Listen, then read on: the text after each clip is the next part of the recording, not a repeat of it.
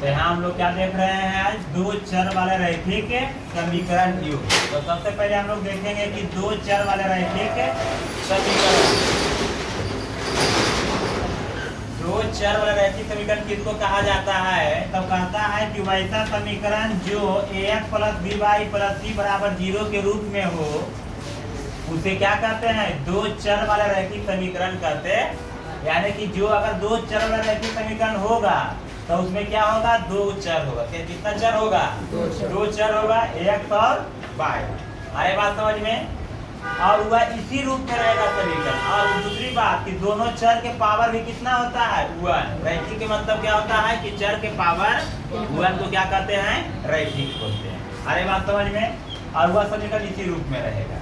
ठीक है, जहाँ ए बी सी क्या है? तो ये वास्तविक संख्या। ए बी सी क्या है? वास्तविक संख्या है। जैसे एग्जाम्पल की बात करते हैं 3x plus 4y plus 6 equal to 0। और एग्जाम्पल है x minus 2y plus 6 equal to 0, x plus 5y equal to 5। अरे बात समझ में? ये सब क्या हुआ? दो चर वाले रैखिक है।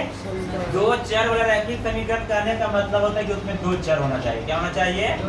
दो चर। दोनों चर जो है प्लस माइनस से क्या होना चाहिए? जुड़ा हुआ होना चाहिए, बराबर में कुछ भी, 0 हो या कोई नंबर हो। अरे बात समझ में? दिक्कत अगर पूछता है दो चर वाले रैखिक समीकरण का सामान्य रूप क्या होता है? तो ax plus B Y plus C बराबर 0। ये सामान्य रूप का है या व्यापक रूप का है या मानक रूप का है? अंग्रेजी में क्या बोलते हैं इसको? Standard form. Standard linear equation का, लीनियर इक्वेशन इनटू वेरिएबल का क्या? स्टैंडर्ड फॉर्म क्या होता है? ax plus B Y plus C equal to 0। अरे बात समझ में? कोई दिक्कत? स्टैंडर्ड फॉर्म कहने का मतलब ये होता है कि कोई भी दो चर वाला रैखिक समीकरण होगा तो वह इसी के रूप पर, इसी रूप पर लिखा हुआ रहेगा। कहने का मतलब ये फॉर्मेट है उसका। क्या है? दो चर वाला रैखिक समीकरण का ये क्या है? फॉर्मेट। अरे बात समझ में? आप देखते हैं कि ये फॉर्मेट है तो इसी पर होना चाहिए। जैसे अगर हम एग्जाम्पल की बात करते हैं, एग्जाम्पल ये लिखा हुआ है 3x plus 4y plus 6 equal to 0। अगर ये फॉर्मेट इस पर है तो ए बी सी पांचवी संख्या है, तो ये समीकरण से ए बी सी का वैल्यू हमको पता करना है। तो देख रहे हैं कि x का गुणांक, x का क्या है? a, y का गुणांक b, और जिसके साथ चर नहीं रहेगा वह क्या होगा? c। तो यहाँ देखो x का गुणांक क्या है? 3। यानी कि यहाँ पर a का वैल्यू कितना हो जाएगा? सीधा सीधी। तो एक बात मतलब कहना है कि जो x के साथ जो रहता है वह क्या होता है? a का वैल्यू। y के साथ रहेगा किसका वैल्यू होगा? b का। और जिसके साथ x y कुछ भी नहीं हुआ किसका वैल्यू? c का। अरे बात समझ में? तो x a का वैल्यू कितना हुआ? 3। b का वैल्यू कितना हुआ? 4। अगर प्लस में रहेगा तो प्लस में लिखेंगे, माइनस में रहेगा तो माइनस। अब c का वैल्यू क्या हो गया? 6। अरे बात समझ में? एक है कोई एक और एग्जाम्पल, इसको लिखते हैं x minus 2y plus 6 equal to 0। यहाँ भी अगर ए बी सी का वैल्यू पूछता है तो यहाँ देखो तो पता है कि x के साथ जो नंबर रहेगा मतलब गुणांक तो क्या होगा? a का वैल्यू। तो इसका x के साथ कुछ है? अवोलन करता है, कुछ नहीं तो क्या है? 1 है। तो a का वैल्यू 1, b का -2 और c का 6। आप देखो ये लिखा हुआ है ax plus 5 y equal to 5। अरे बात समझ में? अब ये x के साथ क्या देखो, पहले तो बात है कि ये रूप में लिखना। किस रूप में? हाँ, इस रूप में लिखने का मतलब है कि हमको बराबर में क्या होना चाहिए? ये बराबर में कितना है? सब पहले इस रूप में लिखो। तो इस रूप में अगर लिखते तो क्या हो जाएगा? x plus y। अब 5 प्लस इधर आएगा तो बराबर 0। अब यहाँ जब कोई बी सी का वैल्यू निकालेंगे तो a का वैल्यू कितना? 1। अब b का वैल्यू भी कुछ नहीं तो 1, क्योंकि y के साथ भी कुछ नहीं तो 1 है। अब c का वैल्यू -5। अरे बात समझ में? तो ये a b c का वैल्यू इस तरीका से हम लोग निकालते हैं। अरे बात समझ में? दूसरी बात है जैसे अगर ये बराबर में दिया हुआ है 5 तो कोई जरूरी नहीं है कि अगर हम इस रूप में लिखने के लिए c को इधर करें अपने 5, वैसा कोई बात है। अगर आप जैसे x बराबर 1, a बराबर 1, b बराबर 1 80 बराबर आप अगर 5 को इधर ले चलाए तो माइनस में हो गया, अगर ऐसे लिखेंगे तो क्या हो जाएगा प्लस में 5। अरे बात समझ में दिक्कत? चलो तो ये ABC का वैल्यू निकालना जान गए, मुझे कोई दिक्कत है? नहीं दिक्कत है। अब बात रहा कि सर ABC का वैल्यू निकालने से क्या होगा, तो इसका हम लोग यूज बहुत ज़्यादा देखेंगे। अरे बात समझ में नहीं, अगर ABC का वैल्यू आपको अगर नहीं निकालने आएगा तो फिर आपको आगे क्वेश्चन बनाने में बहुत ज़्यादा दिक्कत होगा।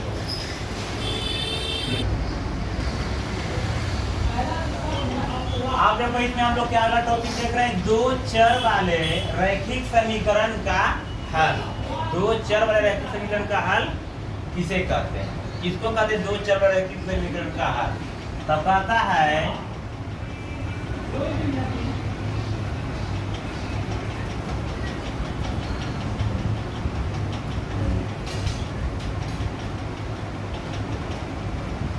x और y का वैसा मान,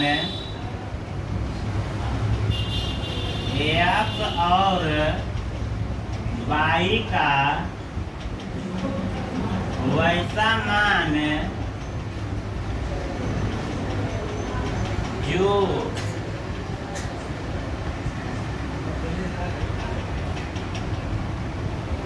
दिए हुए समीकरण को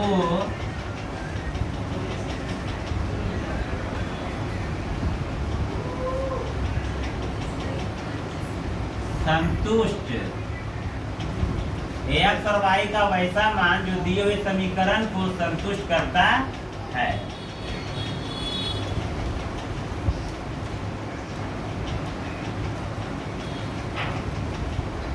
समीकरण का हल कहलाता है।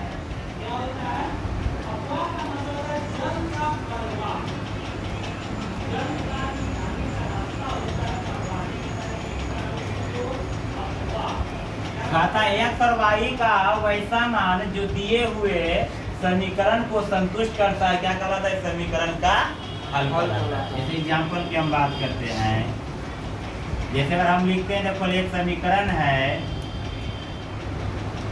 x plus y equal to 5।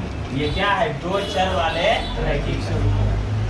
तब कहता है x और y का वैसा मान जो दिए हुए समीकरण को संतुष्ट करता है, यानी कहने का मतलब हुआ कि x और y के वैसा मान रखेंगे कि जिसको यहाँ पर क्या करेंगे, सॉल्व करने पर कितना आना चाहिए? 5 आना चाहिए। कितना आना चाहिए? तो अगर हम बात करते हैं देखो x बराबर हम लोग क्या लेते हैं 1, अब y बराबर भी क्या लेते हैं, x बराबर 1 नहीं है, y बराबर 4। इधर क्या है 5, तो इसको भी ऐड करेंगे, क्या हो जाएगा? यानी कि कहने का मतलब हुआ कि x बराबर जो 1 लिए और y बराबर 4 लिए, तो ये क्या कहलाया? समीकरण का हल कहलाया। क्या कहलाया? उसी प्रकार से यही समीकरण है, और इसमें हम क्या करते हैं कि फिर कोई दूसरा मान भी ऐसा है कि जो कि सभी x और y की जगह पर रखेंगे तो ये समीकरण को सेटिस्फाइड करेगा। आपको ऐसा मान हो सकता है x y का? हाँ होगा। जैसे देखो x बराबर की जगह हम क्या लेते हैं 2, और y की जगह 3, इधर है 5, इसको भी ऐड करेंगे तो कितना हो जाएगा? 5। यानी कि x बराबर क्या लिए 2 और y बराबर 3। अरे बात समझ में? तो यानी कि ये भी क्या कहलाया? इस समीकरण का हल कहलाया, यानी इसका क्या कहलाया? सॉल्यूशन। क्या कहलाता है? और हम लोग ले सकते हैं x plus y equal to 5। अगर आपको दूसरा मान भी ले सकता है, क्या ले लेते हैं देखो, अगर x की जगह हम लेते हैं मानिए -1 और y की जगह लेते हैं 6, क्या लेते हैं? तो इधर 5 है, इसको सॉल्व करने पर कितना आ जाएगा? 5। यहाँ पर इक्वल आ गया, बहुत सारे। यानी कि x बराबर हम लोग क्या लिए थे -1 और y बराबर 6। तब कहने का मतलब हो कि और हम लोग इसका हल निकाल सकते हैं। तो हम लोग क्या सीखें कि दो चर वाले रैखिक समीकरण का अनंत हल होता है। कितना हल होता है? तो हम लोग लिख सकते हैं स्टार में देख करके,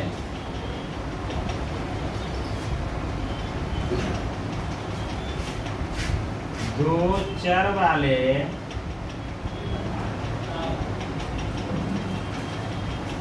रैखिक